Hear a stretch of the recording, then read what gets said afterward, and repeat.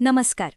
महाराष्ट्र शासनाच्या पर्यावरण व वातावरणीय विभागातर्फे आयोजित माझी वसुंधरा अभियान 6च्या टूलकिट व्हिडिओत तुमचं स्वागत आहे.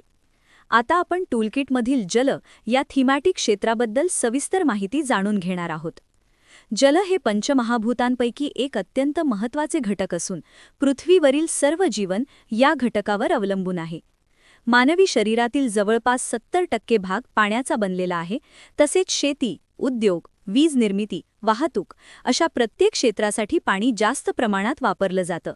परंतु महाराष्ट्रात दरवर्षी वाढते शहरीकरण, वाढती लोकसंख्या, भूजलाचा अतिवापर आणि जलप्रदूषणामुळे पाण्याचे नैसर्गिक स्रोत झपाट्याने कमी होत आहेत. नद्या, तलाव, विहिरी हे सांडपाणी व रासायनिक कचऱ्यामुळे दूषित होत आहेत, तर जलसंसाधनाचे संवर्धन करणे अतिआवश्यक झाले आहे. पावसाचे पाणी साठवणे, तलावांचे पुनर्जीवन, भूजल पुनर्भरण, घरगुती सांडपाण्याचा पुनर्वापर या उपाययोजनांचा अवलंब केल्यास पाण्याचा अपव्यय टाळता येईल. पाण्याचा योग्य व जपून वापर केल्याने उपलब्ध असलेल्या मर्यादित पाण्याच्या स्रोताचे संवर्धन होण्यास मदत होईल. जल थीमॅटिक एरिया 2000 गुणांसाठी आहे आणि यात 8 इंडिकेटर्स आहेत.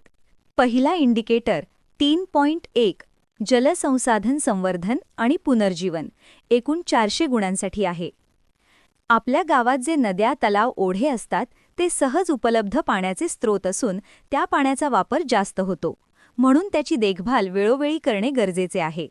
या निर्देशकाद्वारे जलस्रोतांचे संवर्धन आणि पुनर्जीवन करण्यासाठी स्थानिक स्वराज्य संस्थांद्वारे करण्यात येणाऱ्या कामांचे परीक्षण करण्यात येईल.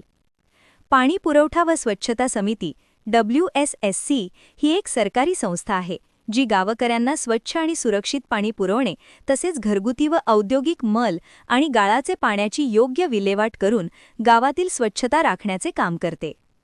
पाणी पुरवठा व स्वच्छता समिती WSSC यांनी मंजूर केलेल्या जलस्रोत संवर्धन आराखड्याची निर्मिती करण्यात यावी.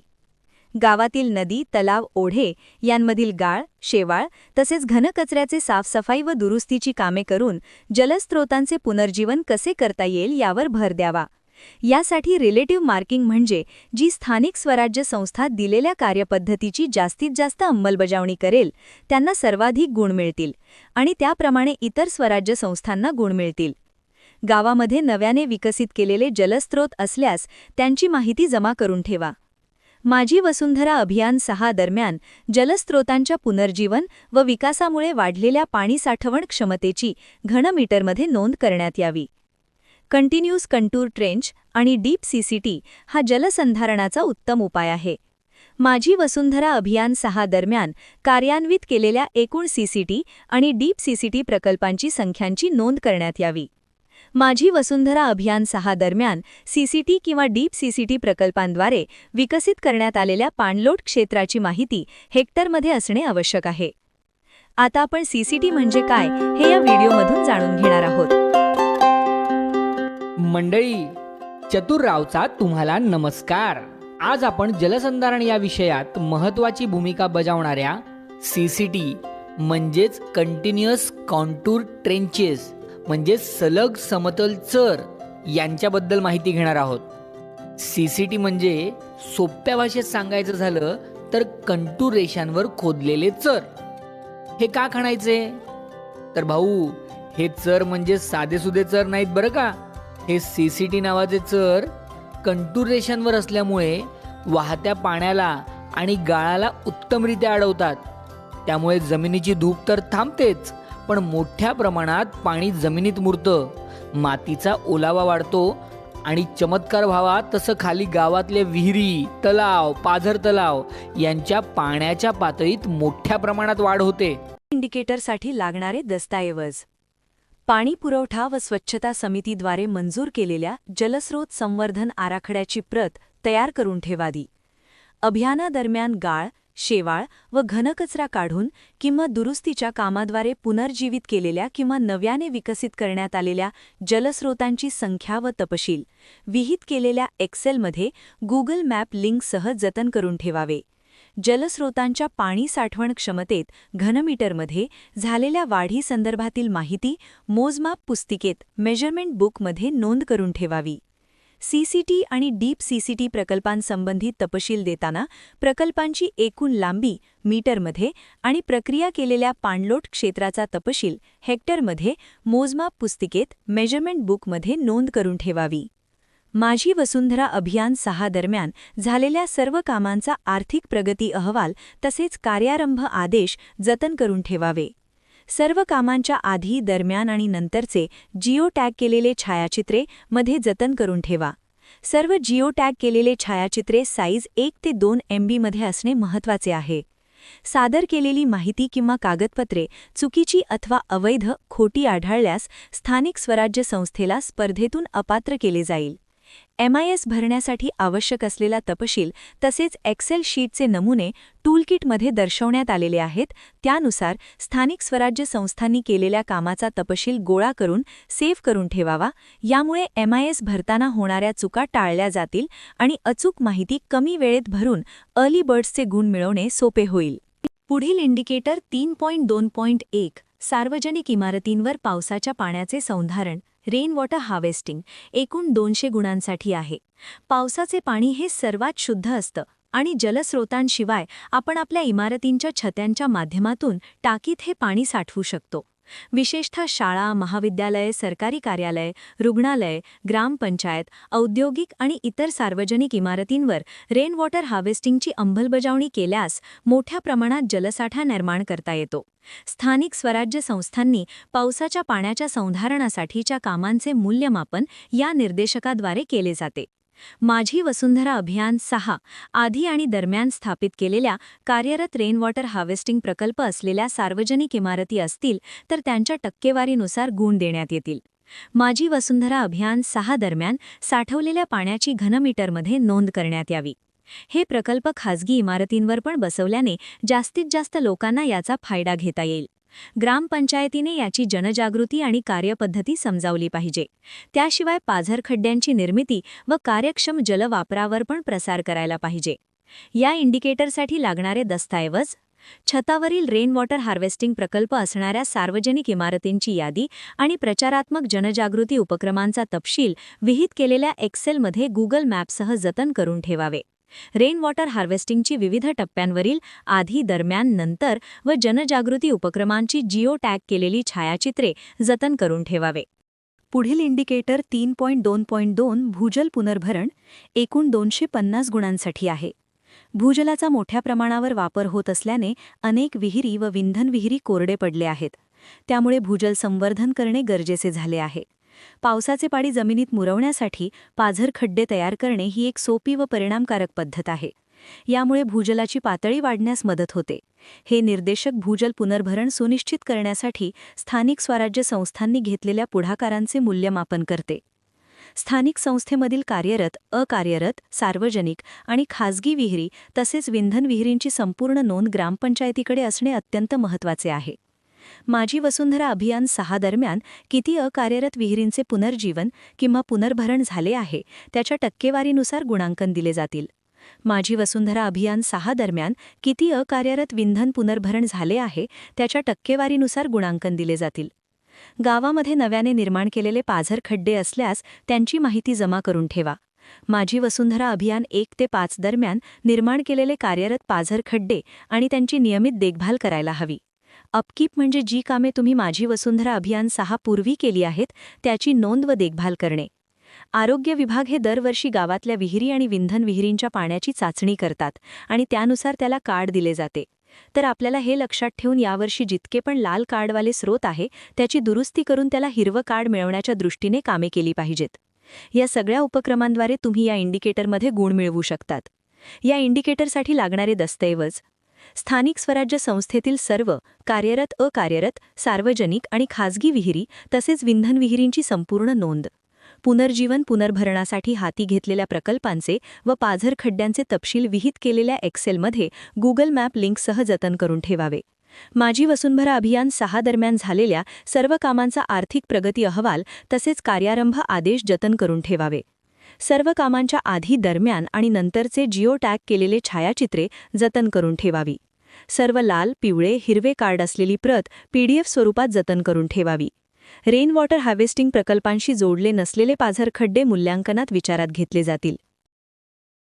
पुढील इंडिकेटर 3.2.1 जल अंदाजपत्रक वॉटर बजेटिंग एकूण 300 गुणांसाठी आहे.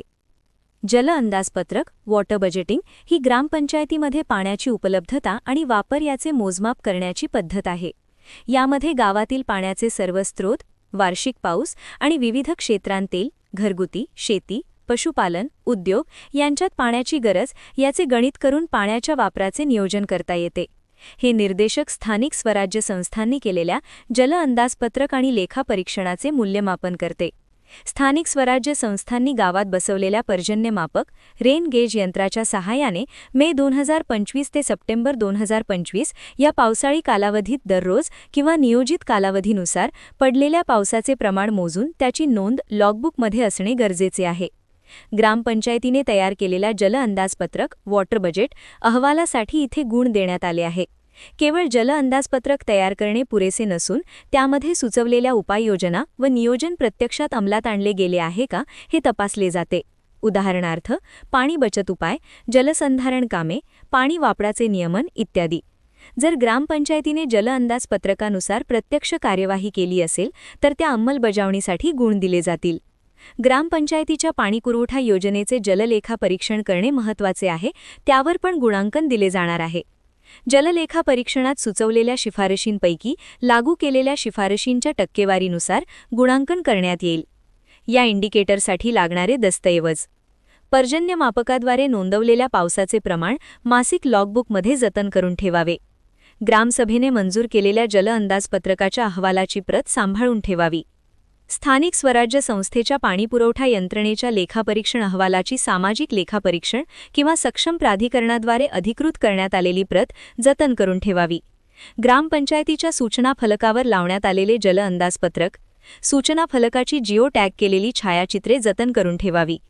जल अंदाजपत्रक आणि लेखापरीक्षणच्या शिफारशींच्या अंमलबजावणीसाठी जारी केलेले कार्यारंभ आदेश सांभाळून ठेवावे.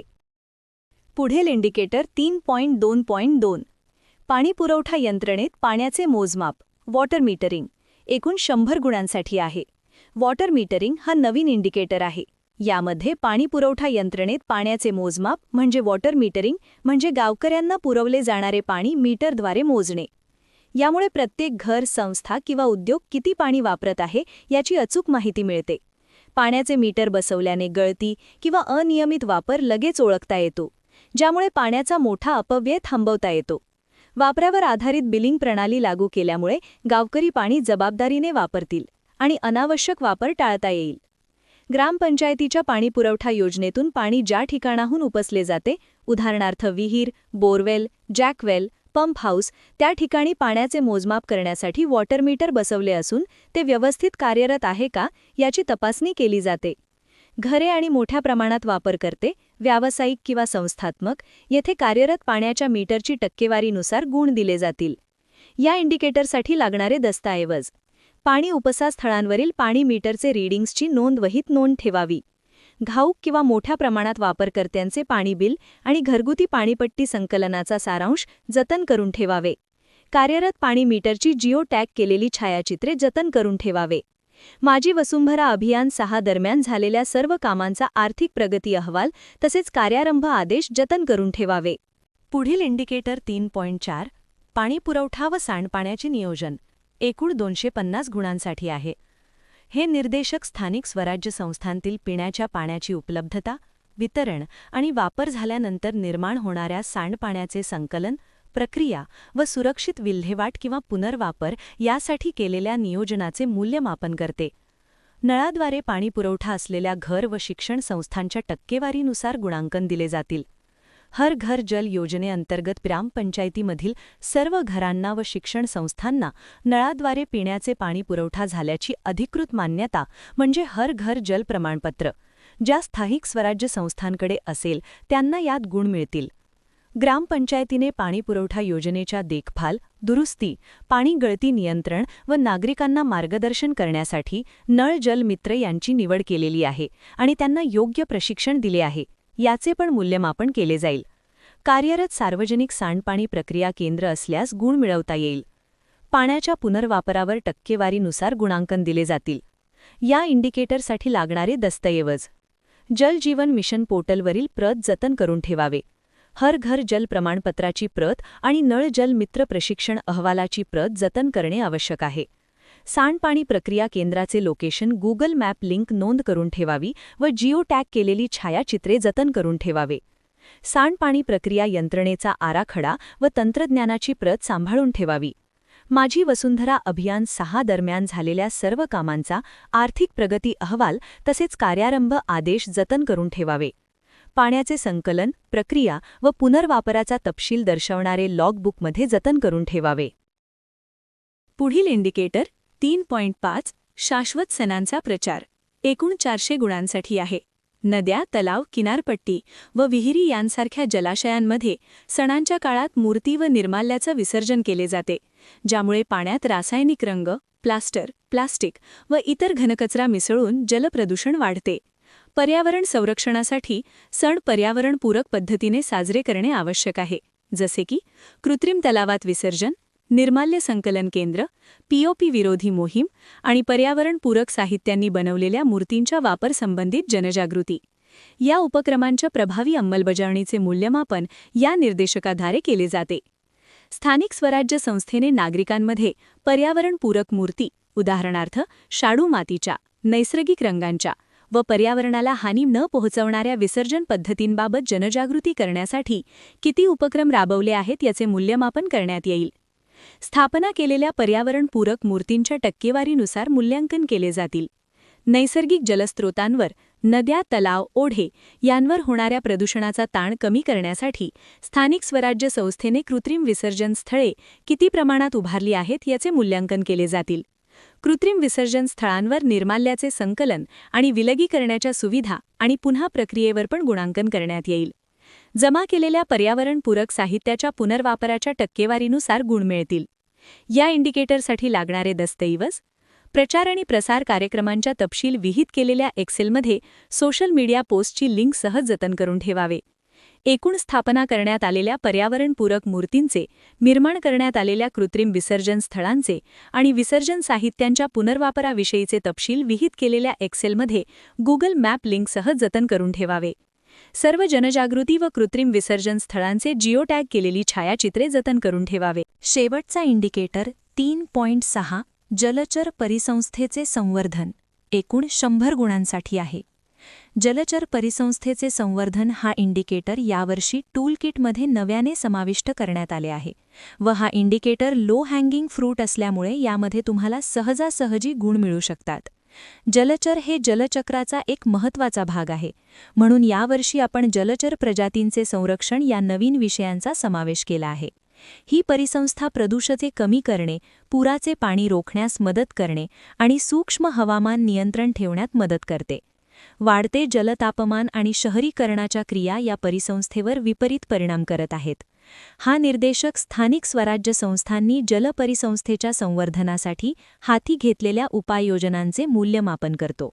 शाश्वत जलकृषी पद्धती आणि स्थानिक जलचर प्रजातींचे संरक्षण करण्यासाठी आयोजित केलेल्या जनजागृती उपक्रमांचे मूल्यमापन करण्यात येईल. पाणथळ क्षेत्रांचे संवर्धन प्रकल्पांवर पण गुणांकन करण्यात येईल. या इंडिकेटरसाठी लागणारे दस्तऐवज: प्रचार आणि प्रसार जनजागृती उपक्रमांचा तपशील विहित केलेल्या एक्सेलमध्ये सोशल मीडिया पोस्ट्सची लिंक सहज जतन करून ठेवावे. पाणथळ क्षेत्रांचे संवर्धनाच्या प्रकल्पांची संक्षिप्त दस्तऐवजाची प्रत व पाणथळ क्षेत्र नसल्यास स्थानिक संस्थेच्या अधिकृत अधिकाऱ्याने स्वाक्षरी केलेली स्वघोषणापत्राची प्रत जतन करून ठेवावी. पाणथळ क्षेत्रांची जिओ टॅग केलेली छायाचित्रे जतन करून ठेवावी. याप्रमाणे जल हा थीमॅटिक एरिया संपला आहे. असेच मार्गदर्शनात्मक व्हिडिओ पाहण्यासाठी माझी वसुंधरा अभियानाच्या YouTube, Instagram, Facebook पेजला फॉलो करा. धन्यवाद.